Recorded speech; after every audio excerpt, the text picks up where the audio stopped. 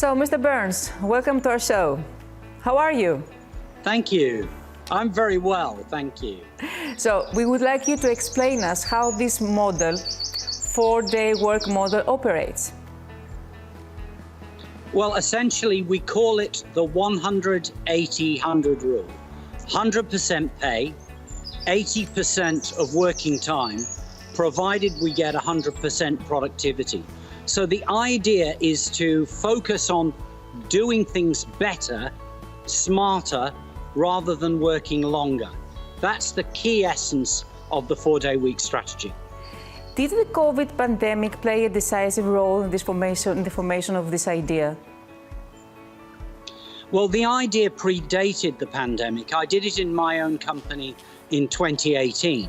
But what we found is the pandemic really accelerated the process. Suddenly, leaders of companies, governments all over the world realized that we could do things differently, that you could run a company from your own living room, and that you had to be able to measure output in a different way than just having the time that people spent at work. And so that has put rocket fuel behind the concept of the 4-day week.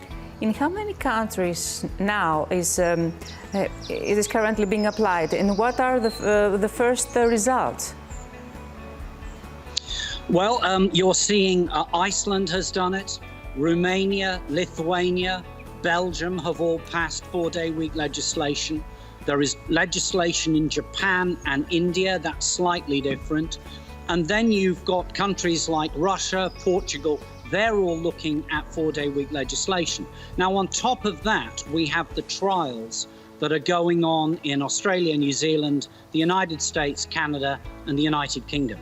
Now, from the tens of thousands of companies that are doing this around the world, we are seeing productivity improvements of between 20 to 40%. So the results are very good, with work-life balance statistics getting even better. I'm sure that what we all like to know, to find out, is the opinion that the companies have regarded this model, and in which sectors really can be applicable. Look, you can apply this in almost any sector.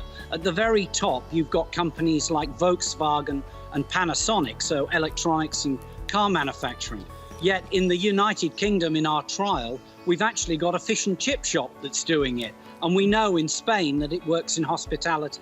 So this is about finding a better way to do things. And that transcends borders, cultures, and industries.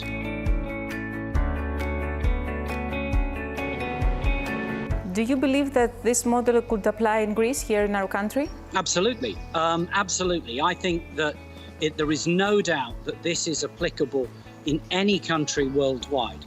Obviously, it's slightly different from country to country, depending on the cultural differences and sensitivities. But yes, it could certainly apply in Greece.